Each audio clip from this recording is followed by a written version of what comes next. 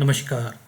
शिमला जिला सेवा प्राधिकरण के इस यूट्यूब चैनल पर मैं डॉक्टर परविंदर सिंह अरोड़ा, मुख्य न्यायिक दंड अधिकारी, आपका स्वागत करता हूं।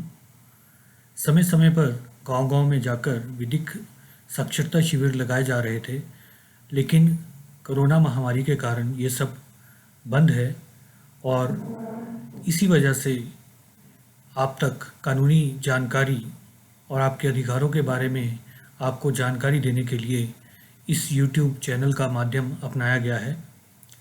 इसी श्रृंखला में आज मैं मध्यस्थता यानी कि मीडिएशन, जो विवादों को निपटाने का एक वैकल्पिक प्रक्रिया है, उसके बारे में कुछ जानकारी आपसे साझा करूंगा। विवाद कहीं भी और कभी भी हो सकते हैं। पति पत्नी के बीच में झगड़ा हो जाता है, भाइयों के बीच में ज़मीन को लेकर झगड़ा हो सकता है, पड़ोसियों के बीच में विवाद हो सकता है। विवाद होने से फ्रीक्वेंट के समय की बर्बादी होती है, मानसिक तथा शारीरिक शांति भंग हो जाती है, उनको धन की भी हानि होती है, आपसी घृणा बढ़ जाती है और तनाव की स्थिति रहती है, झूठे अहम को बढ़ावा मिलता है और असंतोष बढ़ता जाता है। विवादों को सुलझाने के लिए ही लोग अदालतों में आते हैं और न्यायिक प्रणाली की मदद से विवादों को सुलझाते हैं, लेकिन विवादों को सुलझाने के कुछ और वैकल्पिक ढंग भी हैं और मध्यस्थता भी एक वैकल्पिक ढंग है, माध्यम है, जिससे विवादों को निपटाया जाए। मध्यस्थता विवादों को निपटाने का सरल एवं निष्पक्ष प्रक्रिया है। विभिन्न पक्ष अपने विवाद को अपने अपने दृष्टिकोण से मापते हैं। मध्यस्थता अधिकारी दबाव रहित वातावरण में विभिन्न पक्षों के विवादों का निपटारा करता है। मध्यस्थता प्रक्रिया में सभी पक्ष अपने हर मुद्दे को मध्यस्थ अधिकारी के समक्ष रख सकते हैं, जिससे मध्यस्थ अधिकारी विवाद की जड़ तक पहुंच सकता है। सभी पक्ष अपनी इच्छा से सद्भावनापूर्ण वातावरण में विवाद का समाधान निकालते हैं। सरल भाषा में अगर हम कहें तो विवादों का निपटारा तो गांव का कोई बुजुर्ग भी करवा सकता है, लेकिन जब हम बात मध्यस्थता की करते हैं तो यह वो प्रक्रिया है जो अदालत की देखरेख में होती है और इस वजह से ज़रूरी है कि मध्यस्थ जो है वो या तो एक प्रशिक्षित न्यायाधीश हो, या एक प्रशिक्षित अधिवक्ता हो, या कोई अन्य निष्पक्ष व्यक्ति जिसने मध्यस्थता के बारे में पूर्ण रूप से प्रशिक्षण ग्रहण किया हो। चूँकि मध्यस्थता अदालत की देखरेख में होती है, इसलिए मध्यस्थता एक सुयोजित ढंग से और समयबद्ध तरीके से की जाती है। मध्यस्थ सभी पक्षों को मध्यस्थता प्रक्रिया के नियमों एवं गोपनीयता के बारे में बताता है। विवाद के प्रति निपटारे के लिए अनुकूल वातावरण तैयार होता है। बातचीत से उत्पन्न विभिन्न समीकरणों को पक्षों के समक्ष रखा जाता है। विवाद के निवारण उपरांत सभी पक्षों के समझौते की पुष्टि होती है। सभी पक्षों के हितों की पहचान होती है। समझौते की शर्तें स्पष्ट तौर पर अंकित होती हैं।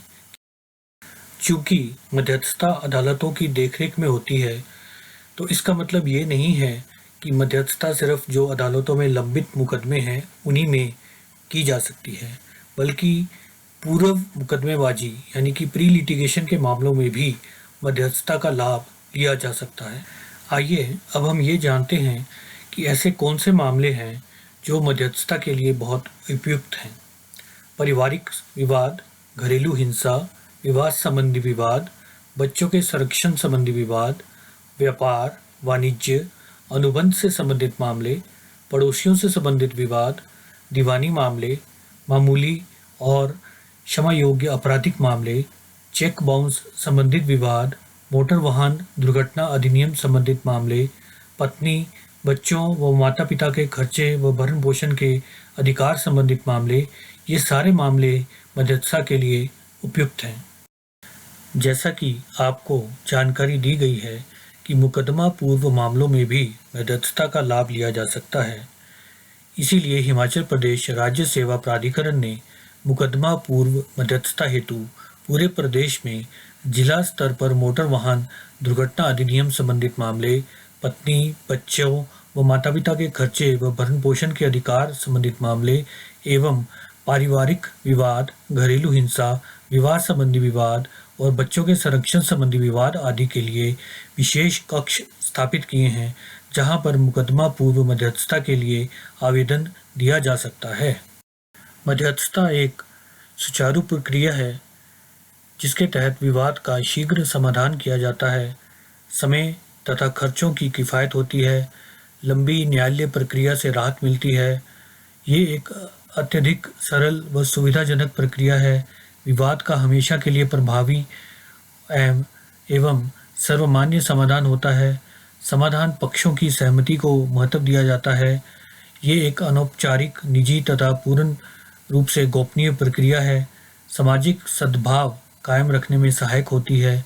मध्यस्थ वाले मामले में कोई अपील या संशोधन नहीं होता। विवाद का अंतिम रूप से निपटारा हो जाता है।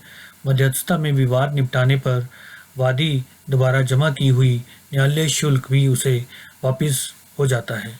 मध्यस्थता प्रक्रिया की इन खूबियों को देखते हुए मेरा आपसे अनुरोध रहेगा कि अगर आपका कोई मामला अदालतों में लंबित है या आपका कोई ऐसा मामला है जो अभी अदालत तक नहीं पहुंचा, लेकिन दी गई श्रेणियों में वो मामला आता है, तो आप उसमें मध्यस्थता का लाभ ज़रूर उठाएं। इसके लिए अधिक जानकारी आपको जिला विधिक सेवा प्राधिकरण के सचिव से मिल सकती है, और अगर आपका मामला उच्च न्यायालय में लंबित है तो उसके लिए आप मध्यस्थता केंद्र हिमाचल प्रदेश उच्च न्यायालय में भी संपर्क कर सकते हैं। जय हिंद।